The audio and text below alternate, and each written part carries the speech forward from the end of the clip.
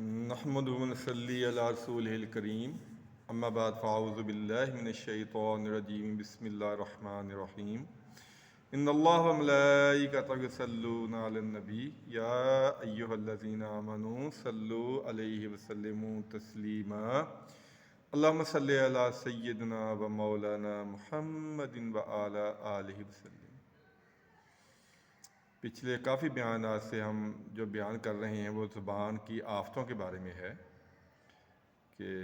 زبان جس کا ہم بے دریغ استعمال کرتے ہیں، بغیر سوچے سمجھے استعمال کرتے ہیں،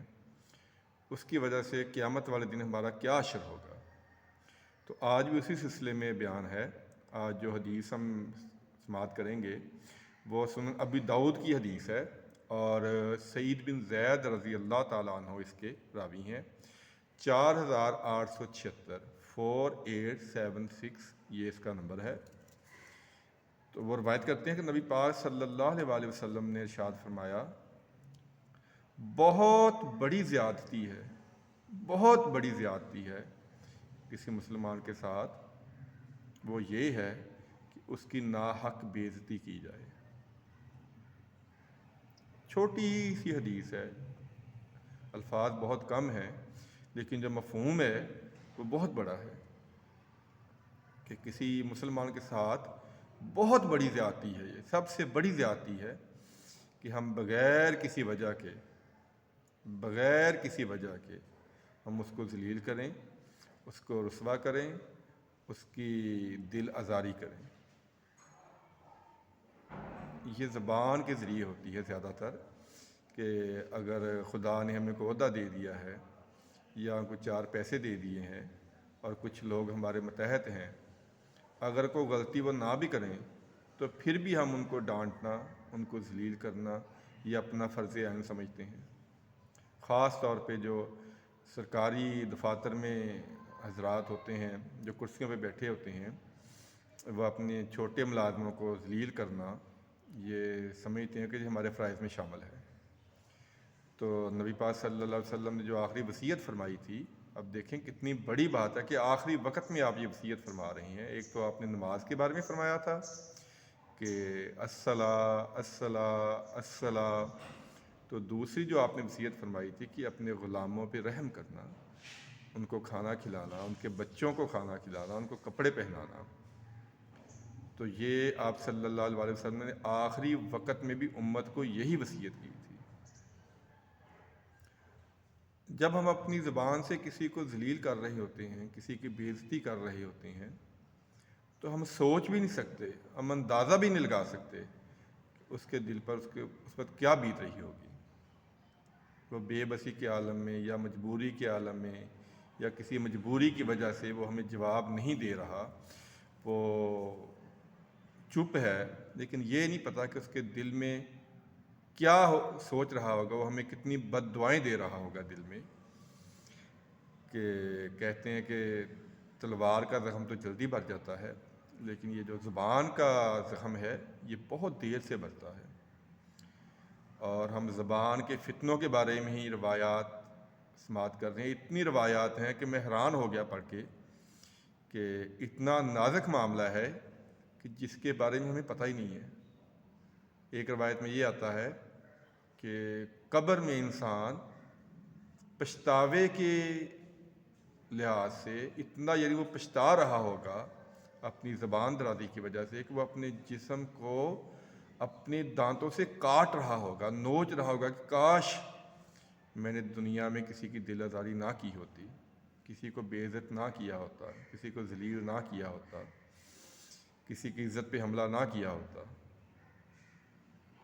نبی پاک صلی اللہ علیہ وسلم نے ایک مسلمان کی عزت، اس کا خون، اس کا مال یہ حرام قرار دیے ہیں۔ خیر مال اور خون تو اس تک تو نوبت کم ہی پہنچتی ہے، لیکن دوسروں کی عزت پہ جو حملہ ہے وہ ہم زبان کے ذریعے ایک سیکنڈ بھی نہیں لگاتے، فوری طور پہ اس کو ذلیل کرنا شروع کر دیتے ہیں۔ یہ حدیث کے الفاظ میں دوبارہ دہرا رہا ہوں کہ سب سے بڑی زیادتی ہے، بہت بڑی زیادتی ہے کسی مسلمان کے ساتھ کہ اس کو ناحق بے عزت کیا جائے، اس کی بے عزتی کی جائے، اس کی عزت نفس کو مجروح کیا جائے۔ اب اور کون سے الفاظ استعمال کیے جائیں کہ جو اس حدیث کے مفہوم کو واضح طور پہ کر سکیں؟ میرے خیال میں جو نبی پاک صلی اللہ علیہ وسلم نے الفاظ فرما دیے ہیں اس کے بعد کوئی گنجائش ہی نہیں رہتی۔ تو یہ جو زبان کے فتنے ہیں، جو زبان کا ہم بے دریغ اور بغیر سوچے سمجھے استعمال کرتے ہیں، یہ ہمارے تمام نیک اعمال کو ختم کر دے گا اور ہمارے جہنم میں جانے کا باعث بن جائے گا معاذ اللہ، اگر ہم نے اس زبان پہ کنٹرول نہ کیا۔ پچھلے جو بیان ہوئے تھے ان میں بھی زبان کے بارے میں گفتگو ہو رہی تھی، اور آج بھی یہ حدیث میری نظروں سے گزری ہے، سنن ابو داؤد کی حدیث ہے۔ تو اس کے ساتھ جو دوسری حدیث ہم پہلے بھی سماعت کر چکے ہیں کہ آپ صلی اللہ علیہ وسلم نے فرمایا کہ بہترین مسلمان وہ ہے، بہترین مسلمان، سب سے اچھا مسلمان وہ ہے جس کے ہاتھ اور زبان سے دوسرے مسلمان محفوظ رہیں۔ پھر یہاں زبان کا ذکر آ گیا، ابھی بہت ساری روایات ہیں جس میں زبان کے فتنوں کے بارے میں ہی آئے گا کہ یہ جو زبان ہے یہ ہمیں کہاں تک لے کے جائے گی، یہ ہمیں جہنم کے گڑھوں تک لے کے جائے گی اگر ہم نے اس پہ قابو نہ پایا، اگر ہم نے اس کو استعمال کرنے سے پہلے اگر ہم نے نہ سوچا، خاص طور پہ کسی دوسرے کی ذات کے اوپر گفتگو کرتے ہوئے یا اس پہ الزام تراشی کرتے ہوئے ہم یہ سوچ لینا چاہیے کہ کیا ہم اس کی دل آزاری کا باعث تو نہیں بن رہے، ہم اپنی انا کی خاطر اپنے آپ کو تکبر یا غرور میں مجبور اور بے بس لوگوں کو جو ہمارے متحد ہوتے ہیں ہم ان کو بڑا ذلیل کرتے ہیں، بہت ذلیل کرتے ہیں ہم ان کو،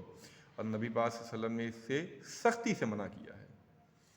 تو یہ جو حدیث ہم نے آج سماعت کی ہے، انشاءاللہ آگے بھی جو روایات ہیں وہ زبان کے فتنوں کے بارے میں ہی ہیں۔ تو آج ہمیں یہ سبق حاصل کرنا ہے اس حدیث سے